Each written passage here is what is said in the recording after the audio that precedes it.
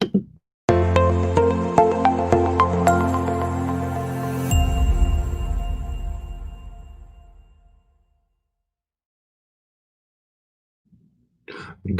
morning. I'm coming to you live from, well, my son's room, 12-year-old boy's room. Why?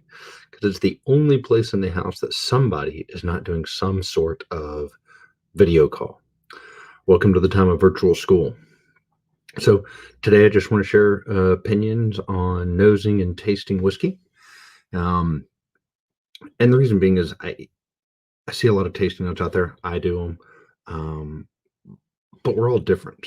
We're not all gonna smell the same things. And so, like, tasting notes, reviews, take them with a grain of salt.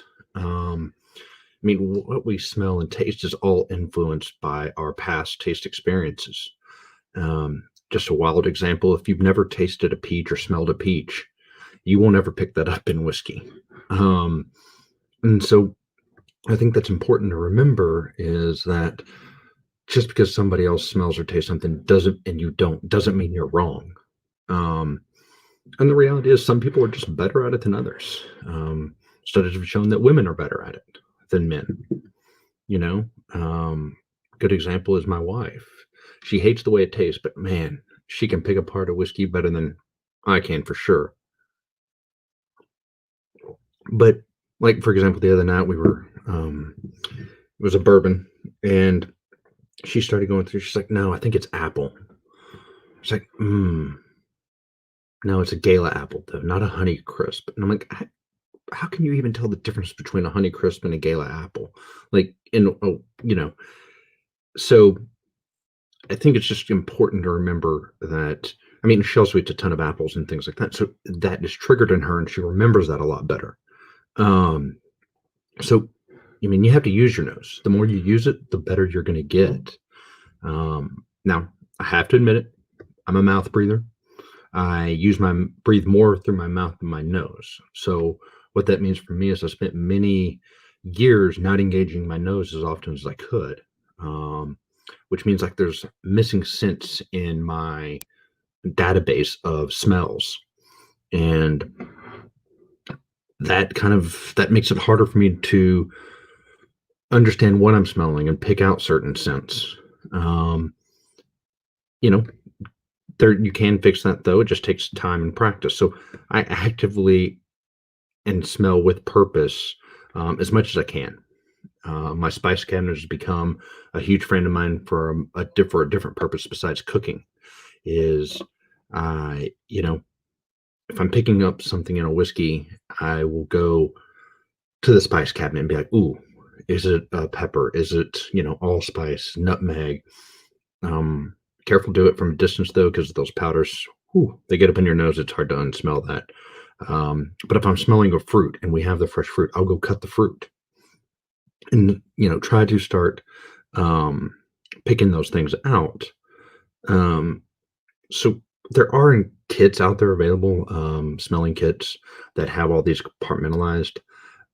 I would highly encourage you to utilize the world around you, though.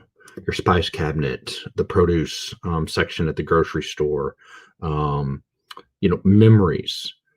These are the things that are going to help you start to pick out the different smells. I mean, practice, take notes. The more you can do that, the better and the more sense you're going to have in your database to start pulling from. Um, and look, here's the thing is your tasting notes may never match anybody else's, and that's okay. Um, the most important part is to know if you like it. I have friends that they literally can't smell, and so they base it on texture and things like that. And as long as they like it, it doesn't really matter. So with all of that, these are, I mean, utilizing your spice cabinet, utilizing things, the world and the environment around you, and starting to take notes of and smell with purpose and start to kind of try to catalog some of those scents will help you when smelling whiskey and trying to, look at when you're looking at tasting notes and trying to do the same thing. I don't necessarily think it's important for you to have to do the exact same thing. Um, I do it because I enjoy it, and you should only do it because you enjoy it. So with all of that being said, it doesn't matter if you can smell or what you smell.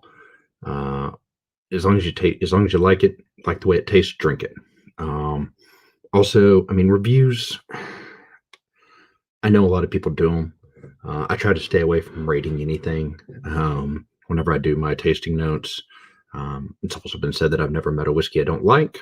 That may be true, but it doesn't matter how good of whiskey somebody says it is. If you don't like the way it tastes, it's not a good whiskey for you. Like, that's the most important thing. It can be the worst rated whiskey in the world, but if you like it, then it is a phenomenal whiskey to you.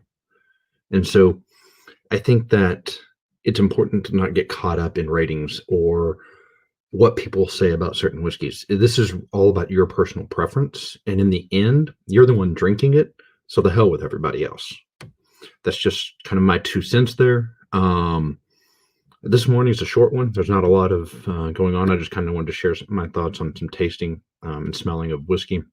But if there is anybody interested in a good morning banter, shoot me a private message. We'll get you on here and we can talk about whiskey or something related to whiskey. Anyways, thanks for tuning in. Until next time, cheers.